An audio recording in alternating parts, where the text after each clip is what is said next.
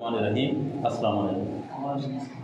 आज हम जो प्रैक्टिकल कर रहे हैं एक्सपेरिमेंट नंबर 3 है to measure the thickness of a metal strip और the wire by using the screw gauge. ठीक है, स्क्रू गेज को इस्तेमाल करके हमने क्या करना है, किसी स्ट्रिप यानी पतरी की या तो चौड़ाई मालूम करनी है या फिर क्या कर सकते हैं किसी तार का डायमीटर, उसकी थिकनेस मोटाई, ठीक हो गया, डायमीटर उसकी मोटाई बताएगा। अच्छा, पहले थोड़ा सा स्क्रू गेज को देख लेते हैं। स्क्रू गेज होता किस तरह क्या है। ये आपके पास क्या चीज़ है, स्क्रू गेज है, ठीक हो गया। तो स्क्रू गेज का आपके पास इसके ऊपर कुछ एक जो है एंड इसका फिक्स है, जा हैं दो इसके भी उसी तरह जैसे स्क्रू वर्नियर कैलिपर के होते थे। तो ये एक है वो मूव कर सकता है, आप इसको हिलाते हैं तो वो पीछे हो जाता है, ऐसे करें आप तो आगे हो जाता है, और एक अपनी जगह पे फिक्स है। जो फिक्स है इसको क्या कहते हैं, स्टड कहते हैं, ठीक हो गया। और दूसरा आपके पास एक मूवेबल है, ये हरकत कर सकता है। और यहाँ इसके ऊपर भी दो स्केल हैं। इसके ऊपर कितने स्केल हैं, दो स्केल हैं। जैसे उसके ऊपर होते थे एक स्केल होता है क्या नाम है उसको, वहाँ पे कितने होते थे, वर्नियर स्केल और मेन स्केल। यहाँ पे आपके पास ये जो सीधी लाइन जा रही है ये है लीनियर स्केल। सीधी लाइन में कौन सा है, ये लीनियर स्केल है। और थोड़ा सा इसके ऊपर इसके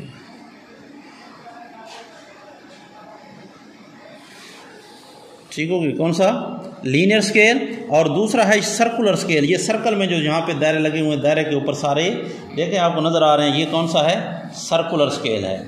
तो दो स्केल हो गए, मेन स्केल और सर्कुलर स्केल।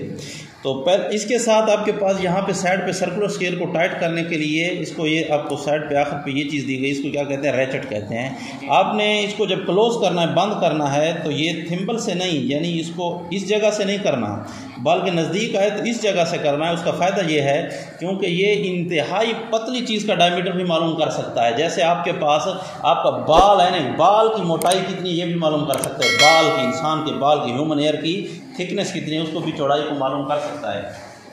इसलिए आपने इसको इधर से टाइट नहीं करना बल्कि इधर से साइड वाली से, क्योंकि यूँ ये टच होगा it will start click click, समझ आ गई, टिक टिक की आवाज़ शुरू कर देगा। ये खुद ब खुद स्लिप हो जाता है, उस चीज़ को बिल्कुल क्या कर देता है, कंप्रेस नहीं करता, दबाता नहीं, वरना कोई नरम चीज़ होगी तो टूट भी सकती है, ठीक हो गया। इस चीज़ से आपने किसके साथ टाइट करना है, जो ही क्लिक क्लिक करेगा तो ओके। अच्छा, ये आपको यहाँ तक समझ आ गई है। इसके साथ साथ पहले हमने क्या करना है, इसके ऊपर देखना है, यहाँ पे एक्सपेरिमेंट जरा दिखाएं इसका ऑब्जर्व क्या करना है, pitch of the screw gauge. पहले हम देखते हैं इसकी पिच क्या है। स्केल आपको समझ आ गए, लीनियर स्केल और सर्कुलर स्केल। पिच क्या है, जैसे आप किसी पेज को जब टाइट करते हैं, पेज को टाइट करते हैं तो घुमाते हैं तो जब आगे जाएगा, अगर इस तरफ घुमाते हैं, अगर इस तरफ घुमाएंगे तो पीछे आएगा।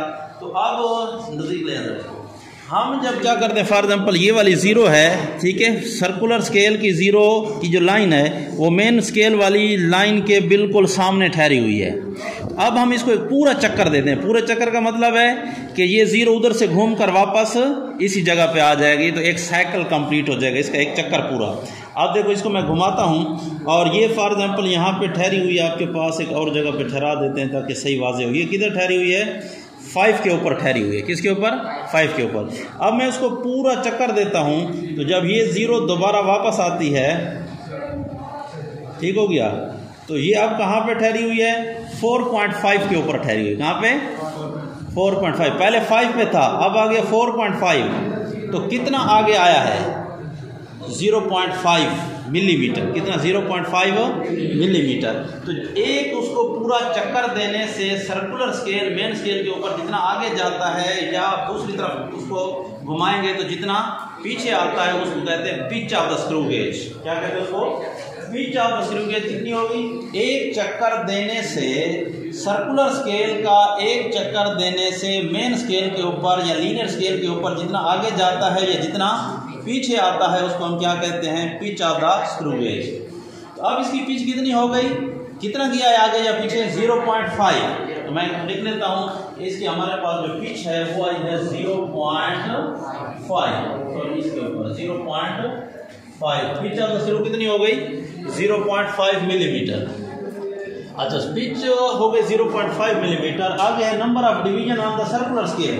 अब इसके ऊपर अगर आप देखें तो सर्कुलर स्केल के ऊपर टोटल डिवीजन कितने हैं आपके पास, ये देखो 0, 5, 10, 15, 20, 25, 30, 35, 40, 45 के बाद 0, 45 के बाद 0 का मतलब है 50 कितने का, 5 का एक फ़र्क है। तो यहाँ पे आपके पास कितने हो गए, 5। तो यहाँ पे डिवीजन कितने हो गए 50, तो पिच कितनी है 0.5 और टोटल नंबर ऑफ डिवीजन कितने हैं 50। अब हम इसका लिस्ट काउंट मालूम करेंगे। क्या चीज? List count. हर एक चीज का लिस्ट काउंट होता है, यदि कम से कम वो चीज कितनी चीज की पैमाइश कर सकती है वो उसका लिस्ट काउंट है। कम से कम होता है ना, उससे अगर कम करेंगे तो वो चीज उसकी पैमाइश नहीं कर सकती। अब स्क्रू गेज का हम कैसे मालूम करते हैं लिस्ट काउंट?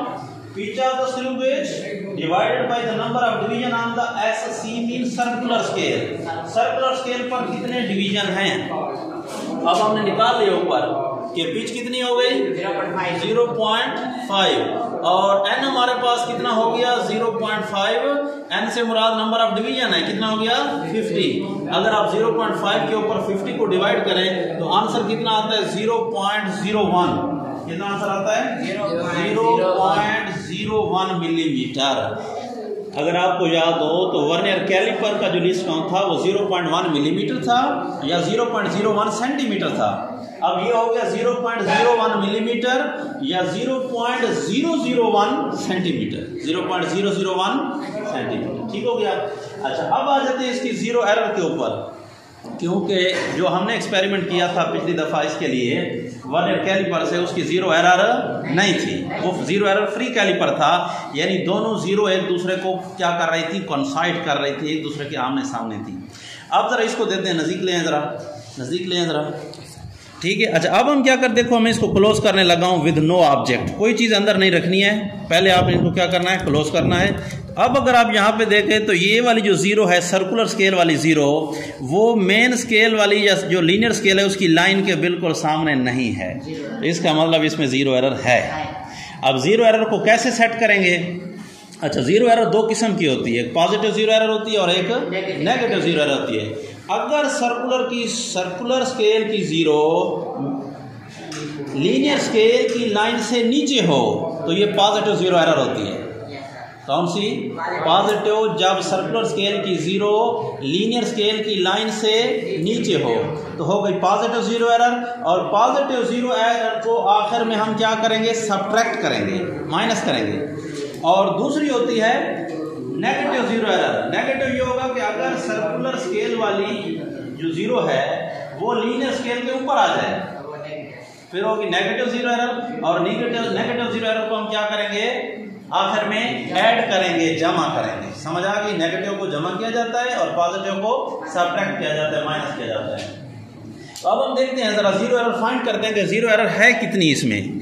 ठीक है। अब जब हमने इसको क्या कर दिया, क्लोज कर दिया, तो यहाँ पे हमारे पास जीरो और उसमें कितने हिस्से का फर्क है, देखें, जीरो 1 और 2, कितने हिस्से का फर्क है, 2 हिस्से नीचे है। ये पहली बात है कि सर्कुलर स्केल की जीरो नीचे है लीनियर स्केल से, तो पॉजिटिव जीरो एरर है। कितने डिजिट उसके नीचे हैं, 2 लाइनें, 2 मार्क्स जो हैं वो नीचे है। तो अब हमारे पास जीरो करेक्शन कर लेते हैं, डिवीजन कितने हो गए 2। अब जितने डिवीजन ऊपर नीचे है, जितने डिवीजन ऊपर नीचे है उनको मल्टीप्लाई कर देंगे लीस्ट काउंट के साथ। कितने डिवीजन थे, 2 डिवीजन थे, इसको मल्टीप्लाई करेंगे किसके साथ, लीस्ट काउंट। लीस्ट काउंट हम ऑलरेडी पहले मालूम कर चुके हैं 0.01, तो इसका बनेगा 2 मल्टीप्लाई 0.01 मिलीमीटर, तो इसका कितना बन जाएगा 0.02 मिलीमीटर। ये इसकी क्या हो जाएगी, जीरो एरर हो जाएगी। ठीक हो गया। तो जीरो करेक्शन हम करेंगे, तो जीरो करेक्शन क्या करेंगे, क्योंकि पॉजिटिव जीरो एरर है लिहाजा इसको आखिर में क्या करेंगे, सब्ट्रैक्ट करेंगे। क्या करेंगे, मनफी करेंगे, तो माइनस का 0.02 मिलीमीटर। ठीक हो गया। जीरो एरर भी हमने इसकी फाइंड कर ली, पिच भी फाइंड कर ली है, इसका लीस्ट काउंट भी फाइंड कर लिया है। अब आते हैं उस तार की तरफ, इसका डायमीटर फाइंड करना है कि कैसे इसका डायमीटर फाइंड करेंगे। तो आपने 2-3 किस्म की रीडिंग लेनी है, ताकि अगर मामूली सा किसी एक में अगर क्या हो, गलती हो, तो वो गलती कम से कम हो जाए, फिर हम औसत ले लेंगे, एवरेज ले लेंगे। ठीक हो गया। तो सबसे पहले आपने क्या करना है, इसको खोल लेना है, खोल के फिर क्या करना है, इस वायर को, ये वाली वायर, ठीक हो गया, नज़र आ रही है? Yes sir. तो इस वायर को हमने क्या करना है, इसके अंदर यहाँ पे रखना है, और यहाँ पे रख कर इसको क्लोज कर लेंगे। ठीक हो गया। तो जो ही क्लोज करेंगे, तो मैं किससे क्लोज कर रहा हूँ, ठीक है, ये नज़र आ रहा है आपको, इसके साथ, ठीक है, रेजेट के साथ, ताकि उसको कंप्रेस ना कर सके, दबाए नहीं। अब दबाने के बाद हमने रख लिया, ठीक हो गया। तो पहले नंबर ऑफ ऑब्जर्वेशंस, पहली ऑब्जर्वेशन ले लेते हैं। फर्स्ट ऑफ ऑल पहली ऑब्जर्वेशन ये है नंबर 1। पहले हमने क्या करना है, लीनियर स्केल रीडिंग लेनी है। लीनियर स्केल रीडिंग कितना है, यानी लाइन पे ये आगे कितना हुआ है। तो यहाँ पे जो लाइनें लगी हुई हैं लीनियर स्केल पे वो 0.5 मिलीमीटर की एक डिवीजन है। कितने का, 0.5 का, क्योंकि 5 0 से लेकर 5 तक 10 डिवीजन है। 0 से 5 तक 10 डिवीजन है, तो इसका मतलब कितनी हो गया, 0.5 मिलीमीटर का एक डिवीजन है। तो ये अगर देखें नज़दीक लें, अगर आपको नज़र आ रहा हो तो एक 0 वाली लाइन नज़र आ रही है और एक उसके नीचे नज़र आ रही है 0.5, और अगली वाली सही नज़र नहीं आ रही। तो इसका मतलब 0.5 मिलीमीटर से थोड़ा आगे गया हुआ है।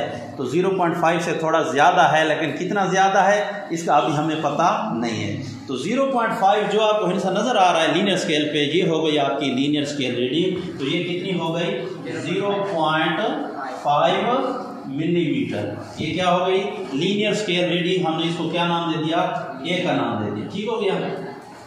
अब आ जाएंगे सर्कुलर स्केल रीडिंग, एन। सर्कुलर स्केल रीडिंग कौन सी होगी, अब हम देखेंगे कि सर्कुलर स्केल का कौन सा हिस्सा है जो लीनियर स्केल वाली लाइन के बिल्कुल सामने ठहरा हुआ है। सर्कुलर स्केल की लाइन लगी हुई है ना, और नीचे मेन स्केल की लाइन है, यानी लीनियर स्केल की। मैं बार बार मेन स्केल कह रहा हूँ, मेन स्केल से मुराद लीनियर स्केल है। ठीक है, तो लीनियर स्केल की कौन सी चीज़ सामने, अब इधर देखें तो हमारे पास तकरीबन ये कोई 24 वाली जो लाइन है, 25 से थोड़ा नीचे देखो, 25 से नीचे है, तो उससे नीचे क्योंकि 20 पड़ा हुआ है, तो 20 के दरमियान में 5 लेने हैं, फिर बनता है 21, 22, 23, 24, फिर 25 आ जाते हैं, फिर 26, 27 नहीं लिखा हुआ, फिर आगे 30 लिखा हुआ है। 5 के बाद एक हिस्सा लिखा हुआ है। तो अब ये कितनी लाइनें हो गई, यानी 24वीं लाइन जो है वो बिल्कुल उसके सामने है। तो सर्कुलर स्केल रीडिंग हमारे पास एन कितनी हो गई, 24। ठीक हो गया। अच्छा, अब आगे क्या करना है, फ्रैक्शन टू बी एडेड। अब हमने मेन स्केल के साथ फ्रैक्शन मींस पार्ट, कितना पार्ट ऐड करना है, तो n मल्टीप्लाई LC। n का मतलब क्या है, 24। n, हाँ ठीक है, यानी कौन सा नंबर ऑफ डिवीजन है सर्कुलर स्केल का जो मेन स्केल के सामने है, लीनियर स्केल के। तो ये हमारे पास b रीडिंग होगी और b बराबर होगी n हमने निकाल लिया अभी 24 मल्टीप्लाई LC का मतलब लीस्ट काउंट। लीस्ट काउंट हमारे पास होता है कितना, 0.01। तो ये हमारे पास b रीडिंग कितनी बन जाएगी, 0.24। ठीक हो गया, ये रीडिंग हो गई। कौन सी reading, fraction to be added, हमने जो ऐड करनी है। अब ऑब्जर्व डायमीटर, अब हमारे पास इस तार की चौड़ाई आ जाएगी कि डायमीटर कितना है, लेकिन उसमें अभी 0 एरर बाकी है, उसको भी करेक्ट करेंगे। तो इसमें हमने क्या करना है, ए और बी दोनों को क्या करना है, ऐड करना है, प्लस करना है। तो ए वाली रीडिंग हमारे पास कितनी थी, 0.5, और बी वाली कितनी है हमारे पास 0.24। तो इन दोनों को ऐड कर लें। तो अब हम इनको ऐड कर लेते हैं, यानी A plus B is equal to, A की वैल्यू है 0.5 प्लस बी की वैल्यू है 0.24। अब इनको जब हम ऐड करेंगे तो हमारे पास आंसर कितना आएगा, 0.2 और 5 कितना, 7 हो जाएगा, और उधर 4 रहेगा। तो ये मिलीमीटर, 0.74 मिलीमीटर हमारे पास डायमीटर आ गया। लेकिन ये सही डायमीटर नहीं है। क्यों नहीं है, क्योंकि अभी तक इसमें 0 एरर को करेक्ट करना बाकी है, 0 करेक्शन हमने करनी है।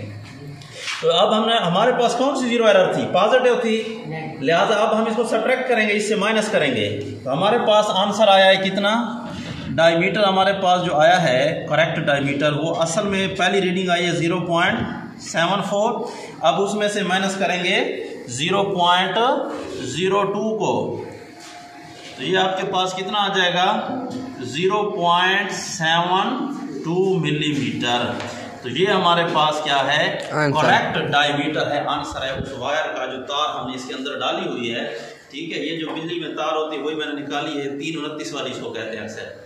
ठीक है, इसका जो गेज होता है, तो इसका डायमीटर कितना है, 0.72 मिलीमीटर, यानी उसकी चौड़ाई है। ठीक हो गया।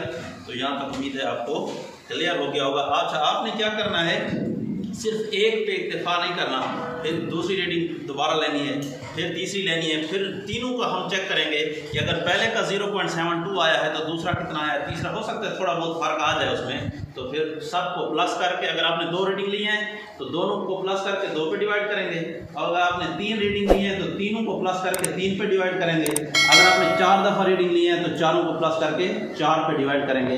तो एवरेज वैल्यू जो आएगी वो क्या होगी, असल वैल्यू के, एक्चुअल वैल्यू के नज़दीक तरीन होगी और हमारी गलती कम से कम हो जाएगी। ठीक है, अल्लाह हाफ़िज़।